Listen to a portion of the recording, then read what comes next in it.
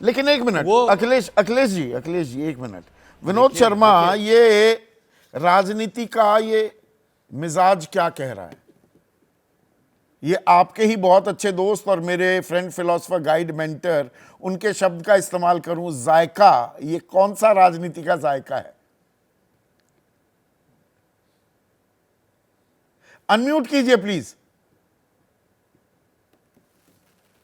विचारधारा के अनुसार और मेरी नजर में सबसे मुश्किल जो अलायंस की बात थी वो कश्मीर की थी, खासकर इस परिप्रेक्ष्य में कि जो मैनिफेस्टो है नेशनल कॉन्फ्रेंस का वो काफी रेडिकल बातें कर रहा है कांग्रेस के लिहाज से।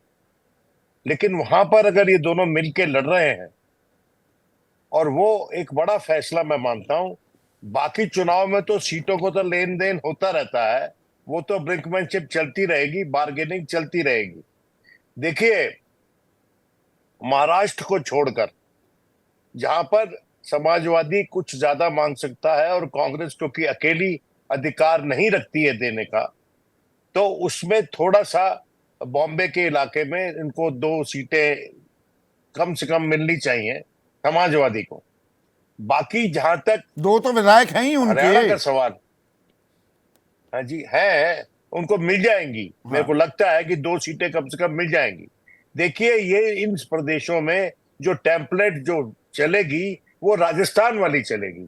देखिए, राजस्थान में असेंबली का चुनाव हार कर कांग्रेस को अकल आ गई, तो जब उन्होंने जो एमपी का चुनाव लड़ा राजस्थान में, तो उन्होंने वो उन लोगों को हिस्सेदारी दी जिन लोगों को पहले उन्होंने डिनाई की थी, जैसे कि बाप पार्टी वगैरह।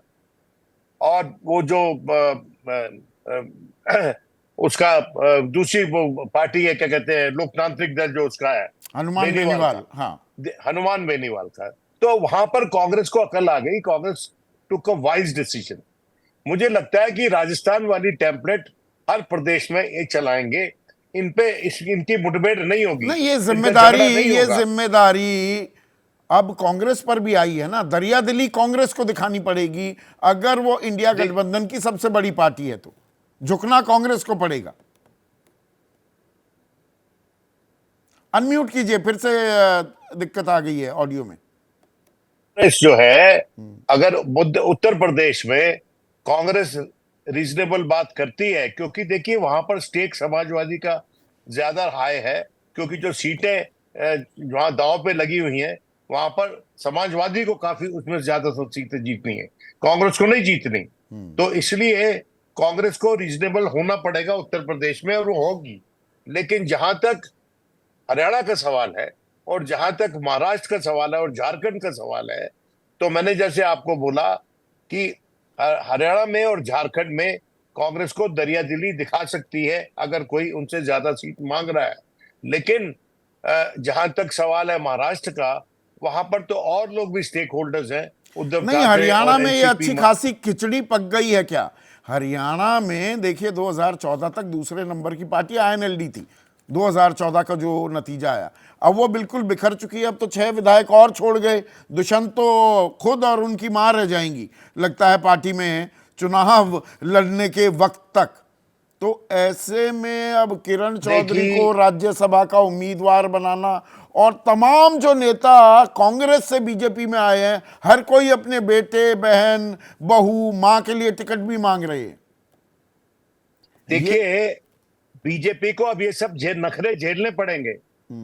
बीजेपी के जो प्रवक्ता हैं, उन्होंने वाजपेयी जी का नाम लिया।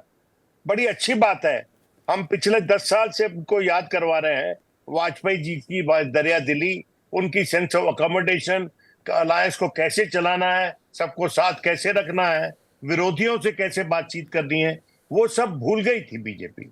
अब बीजेपी को दोबारा वाजपेयी जी याद आ रहे हैं। देखिए, ऐसा है, जो परिवार का करता होता है ना, जब वो चला जाता है तो एकदम उसकी याद नहीं आती, जब मुसीबत पड़ती है जब याद आती है उसकी। हाँ, तो ये तो इसलिए राजनीति अच्छी का बात है। नया रिवाज भी है। मिजाज के साथ मनोज, रिवाज भी नया कायम हो रहा है क्या? बिल्कुल हो रहा है। मैं दो बयानों पर आपकी तवज्जो चाहूंगा। एक बयान योगी आदित्यनाथ ने दिया कि पाकिस्तान या तो खत्म होगा या उसका भारत में विलय होगा। दूसरा बयान उन्होंने दिया कि अखिलेश सरकार ने 5 सालों की अपनी गवर्नमेंट में करीबन 26 से 27% ओबीसी को आरक्षण दिया और हमने करीबन 38% ओबीसी को आरक्षण देके नौकरियां दी। मतलब हमने 38% नौकरी दी और सपा ने 26% के आसपास नौकरी दी। ये बयान बड़े दमदार लगते हैं, लेकिन इनके पीछे की कहानी एक्चुअली दबाव। ये वही दबाव है कि ठेले से नाम हटाना पड़ा, बुलडोजर को शेड्स में खड़ा करना पड़ा, डिजिटल अटेंडेंस वापस लेनी पड़ी। लेकिन इनसे दबाव ये दिखाया जा रहा है कि हमको अब किसी भी हालत में उत्तर प्रदेश में गेन कर 5 सीटें हैं, 3 भाजपा की, 2 आरएलडी और निषाद दल मिला के। अब ये परफॉर्मेंस जानी पड़ेगी 6 या 7, यहां तक ले जाना पड़ेगा, तभी वो लोकसभा का फेस सेविंग होगा। और उस फेस सेविंग में मिल्कीपुर सबसे ऊपर लाना पड़ेगा, क्योंकि मिल्कीपुर हालांकि एम्बलम बन गए हैं अवधेश प्रसाद, अखिलेश यादव और राहुल गांधी ने उनको एम्बलम बना दिया है अयोध्या की हार को लेकर। उसको वापस लेना उनके लिए बहुत जरूरी पड़ गया। रही बात सपा और कांग्रेस की, तो कांग्रेस का अगर 2009 का चुनाव छोड़ दिया जाए तो कांग्रेस की जो जमीन सिर्फ अमेठी और रायबरेली तक चली गई थी, उस जमीन को वापस पाने के लिए जो नेटवर्क है, यहां पे कांग्रेस की रोमिंग लगने लगी है उत्तर प्रदेश में आती, तो वो रोमिंग का नेटवर्क जो है, वो रोमिंग का नेटवर्क समाजवादी पार्टी के भरोसे लड़ना है आकर कांग्रेस को यहां पे। तो कांग्रेस बहुत नखरे उत्तर प्रदेश में नहीं दिखाएगी। हाँ, बीजेपी को 2 चीजों से निपटना है, इन दोनों लड़कों से भी निपटना है, समाजवादी पार्टी से अलग निपटना है, और अपने अंदर का जो भीतरघात है, जो अनुप्रिया पटेल जिस तरीके से आरक्षण का मुद्दा उठा रही है, जिस तरीके से 69,000 भर्तियों को लेकर केशव प्रसाद मौर्य कोर्ट का के ऑर्डर को की तारीफ कर रहे हैं और उसको स्वीकार कर रहे हैं, इन सब चीजों से उनको पार पाना पड़ेगा। और 2027 से पहले एक बार दिखाना पड़ेगा कि नहीं भाई, योगी है उपयोगी, जो नरेंद्र मोदी ने खुद कहा था। तो फिलहाल मेरे हिसाब से अगर देखा जाए उत्तर प्रदेश में बीजेपी की स्थिति जो है, तो इसमें भद्रा काल चल रहा है। दूसरा, सूर्य जो है वो दक्षिणायन हो गया है, अमावस चल रही है, लेकिन मार्ग शीर्ष अमावस और तो और देव शयन काल भी चल रहा है और शनि भी वक्री हो गया है। तो फिलहाल इन सारी चीजों से पार पाके बीजेपी को प्रूव करना पड़ेगा, और खासकर योगी आदित्यनाथ को प्रूव। अरे आज तो पूरी आपने, मनोज राजन लेखक भी हैं, ये पंडिताई भी, राजनीतिक ज्ञान तो असीम है, तजर्बा है, एड़ियां रगड़ी हैं, पर ये साथ में आज जो पूरी की पूरी नक्षत्र आपने गिनवा दिए, तो राजनीति का रिवाज तो बदल रहा है। अब पार्टियों की बात कम, गठबंधन की बात ज्यादा हो रही है। गठबंधन धर्म निभाने भी की जिम्मेदारी इसमें निहित हो जाती है, तो कौन कितना मजबूत होकर निकलेगा। अब वो घड़ी नजदीक आती दिख रही है, ईएमआईज में आएगी, किश्तों में आएगी, पहले जम्मू कश्मीर हरियाणा, फिर महाराष्ट्र और झारखंड और साथ साथ उत्तर प्रदेश। तो किधर चला है देश, ये हम देखेंगे।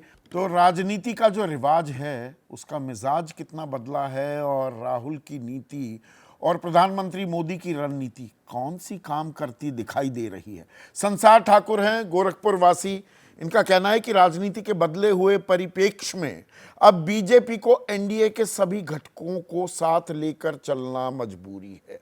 यानी कि बीजेपी जो अपने हिसाब से राजनीति कर रही थी, अब गठबंधन धर्म निभाना पड़ रहा है।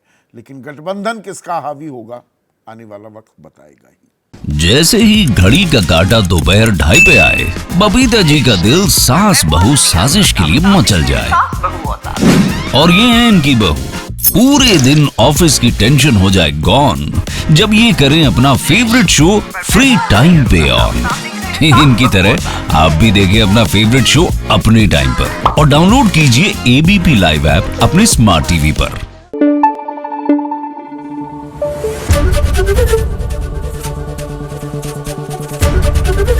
एबीपी न्यूज आपको रखे आगे।